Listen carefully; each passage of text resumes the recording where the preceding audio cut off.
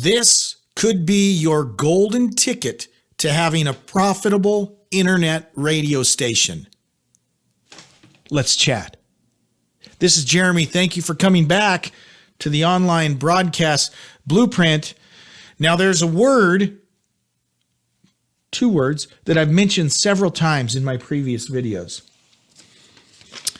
That word or words is hyper-localization. And today, I'm not just going to say the word like I have, like an empty promise in the previous videos. Today, I've actually written down in my own hand some hyper-localization tips that will help you make money with your station. So first, a quick overview. What is hyper-localization? Well, it's just what it sounds like. It's hyper-localization. Okay? So here's what happens.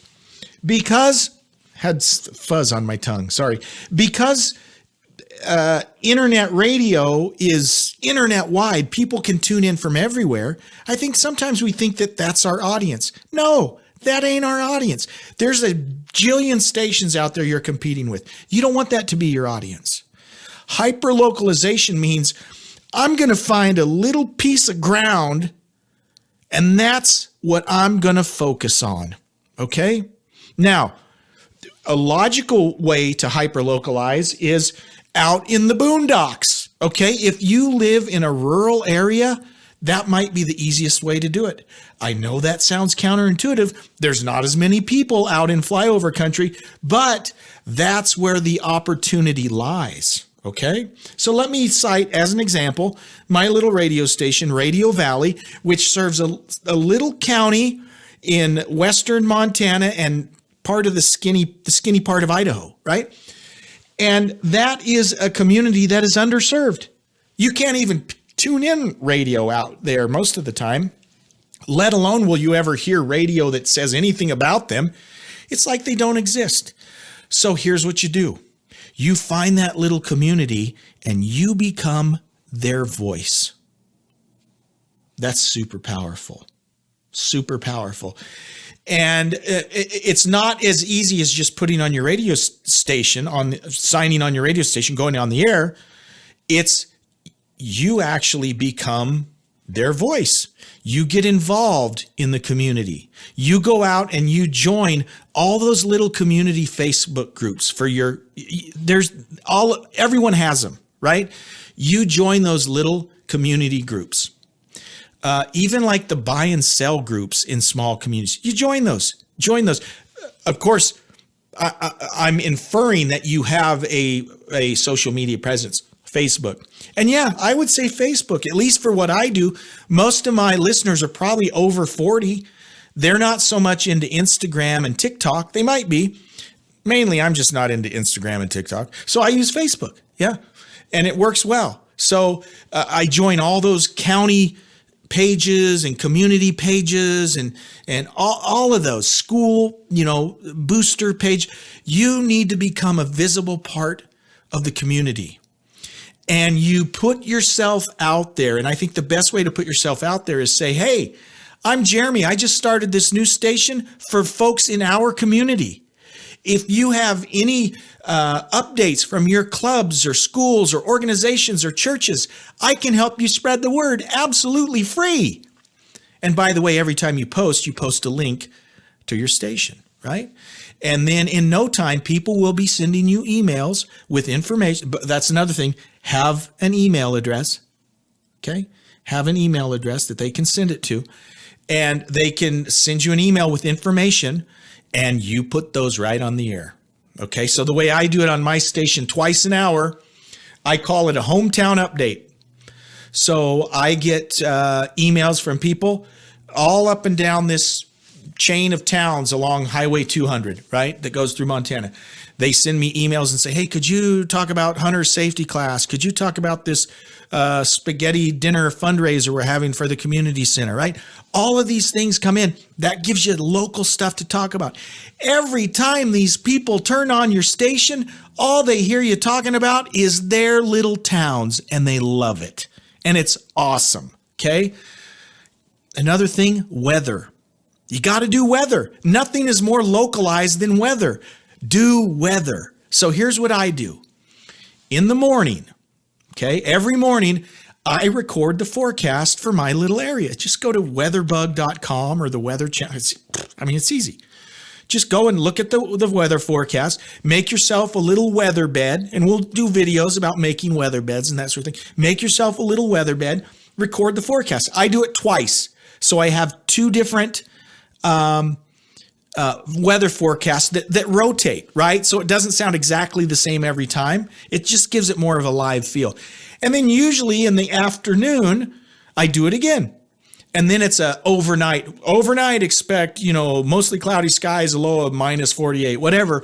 I'll do that. So even if I can't do it in the afternoon, as long as I update it every day, right, to where it says, hey, for your Wednesday, it's going to be sunny and 114, right? It sounds live. It's different every day, okay? So local weather, localized weather. Super important, guys. And I told you I did this, right?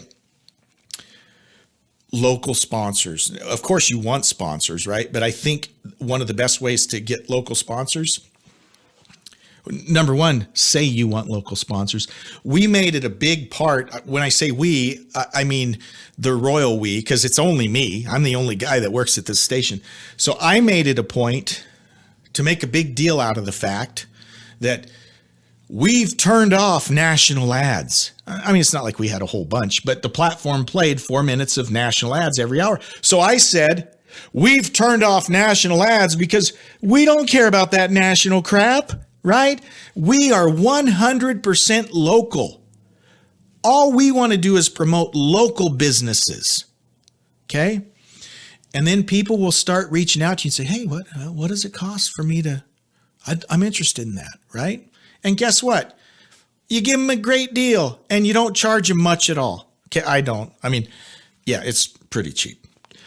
But as my audience grows, which it's been consistently growing, I'll eventually be able to charge a little more. But for now, it's dirt cheap to be a sponsor. That adds to that local feel because all of these folks know, John's got a commercial on the radio about his store. Sarah's got a commercial on about her travel agency. They know these people. This just doubles down on that localization piece, okay? The key to being hyper localized is you have to provide something that these people won't get anywhere else, okay? That's your opportunity. Give them something they cannot get anywhere else. And oh, by the way, the music almost doesn't matter. Okay. Yeah, you got to have music. You got to have something to fill the time, but that is so far down the list of priorities. Don't fixate on your music. I would say play something, and this is what I do, middle of the road, adult contemporary. Yeah, it might be a little boring, might be a little sappy, but I'm not going to be playing Megadeth. I'm not going to scare away the 65-year-old ladies that listen, right? Something that's, we say this like it's a bad word. It ain't a bad word. I'm going to play something as generic as I can. Okay? Because my draw is not music. My draw is hyper localization. They can't hear what they hear on this station anywhere else. Okay? Think about that. Think about that. Another thing, get involved in public events. I've already had people invite me to like school programs. And I've already got a gig lined up this summer that I'm going to MC a car show, right? This is all just based on having this little community radio station since the end of November, okay? So first of all, I'm assuming that you love your community, right? If you're not community minded, this might not be up your alley. But if you love your community, this is just a win-win.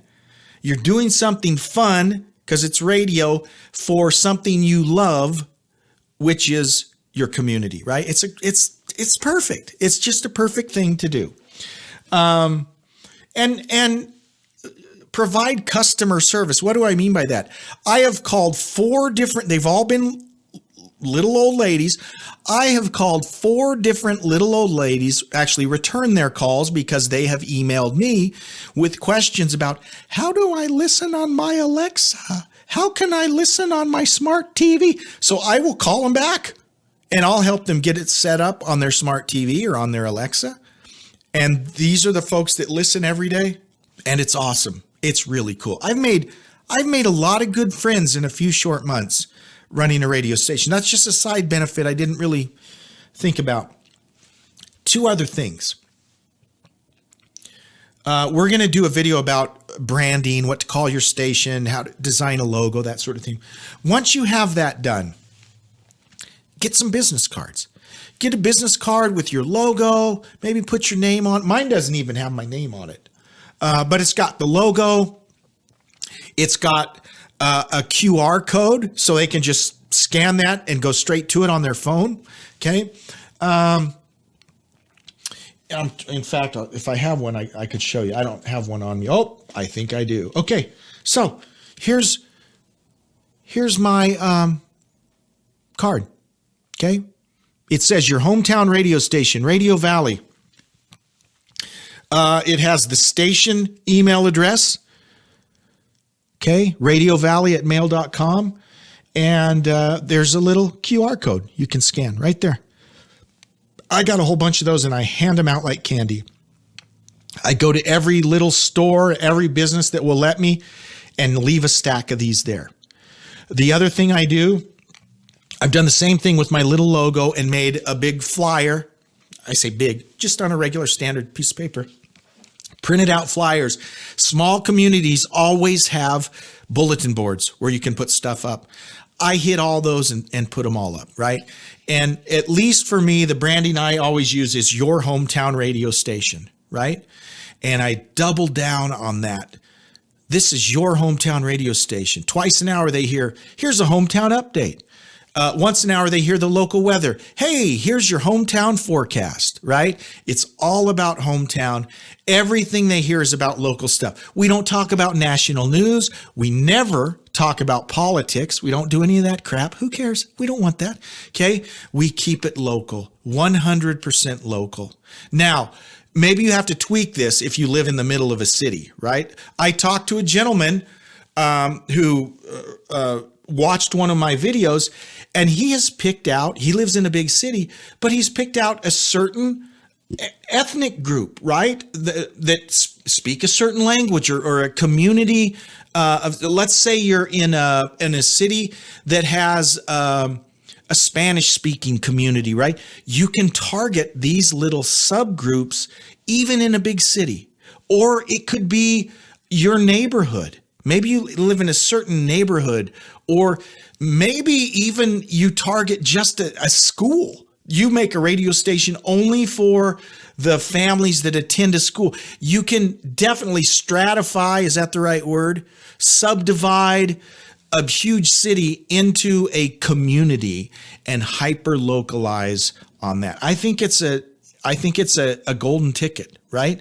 The difference in listenership for this little station versus my classic rock station, it's night and day. Way more listeners, way more engagement, and I'm turning a profit with this one, okay?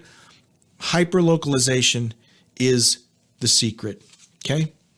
Hope that helps. If you got any questions or comments, please leave them, and we'll see you next time. Take care. Bye-bye.